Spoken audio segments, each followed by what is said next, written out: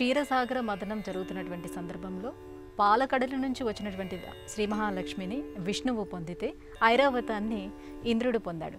మరి అంటే దేవతలందరూ కూడా అందులోంచి వచ్చినటువంటి రకరకాల ఆయుధాలను కూడా సొంతం చేసుకున్నారు. కానీ శివుడికి మాత్రం హలాహలాన్ని ఎందుకు ఇచ్చారు? ఎందుకని అంటే శివుడు బోళాశంకరుడు. పురాణాలలో ప్రతి విషయానికి ఒక హేతువు ఉంటుంది.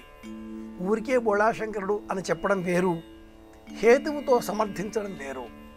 వ్యాఖ్యానం పంచలక్షణం అని శాస్త్ర ప్రమాణం. పురాణ వృత్తాంతాలను పునఃపరిశీలన చేసేటటువంటి సమయంలో ఉచితానుచితాలను వివేచన చేయవలసి ఉంటుంది. శివుడికి గరళం అందించడంలో అంతరార్థమేమిటి? ఈ లోకంలో లయకారకుడు కాలుడు, లయకారుడు రుద్రుడు మాత్రమే. ఆ రుద్రుడు ఈ ప్రపంచాన్నంతటినీ భస్మీపటలం చేయగల శక్తిని తనలో నిక్షిప్తం చేసుకొని శాంతంగా ఉన్నాడు. దేవతలలో ఎవరిలో కూడా ఈ శాంత మనస్సు, సుస్థిర మనస్సు, స్థిరత్వం, ఉచితజ్ఞత కనిపించవు. నానా రూపములు ధరించి రాక్షసుల వరాలకు అనుకూలంగా వారు జీవితాన్ని కొనసాగించేటటువంటి నేపథ్యంలో వారిని అంతం చేసేటటువంటి జీవం, దృష్టి, ఆలోచన శక్తి విష్ణువుది.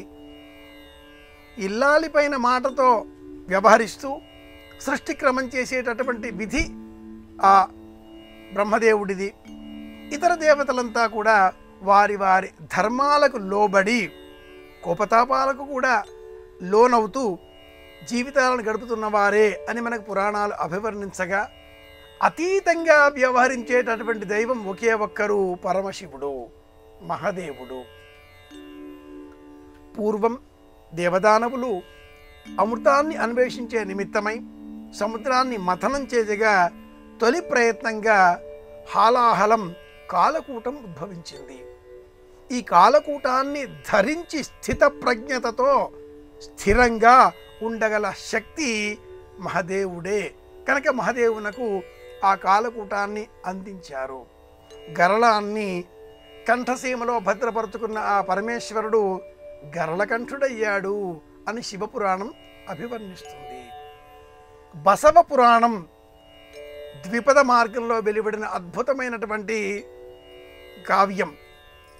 నన్నచోడుని ఈ పురాణ కావ్య రూపంలో ఉండే గ్రంథంలో అనేకములైన శివభక్తుల కథలు వివరంగా చెప్పబడి ఉన్నాయి.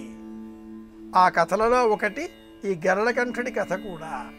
ఈ రూపంతో ఆ స్వామి గరణంలో కంఠాన్ని భద్రపరుచుకున్నాడు, లోకాలు అంతం కాకుండా కాపాడాడు అని కూడా ఈ పురాణం చెబుతుంది.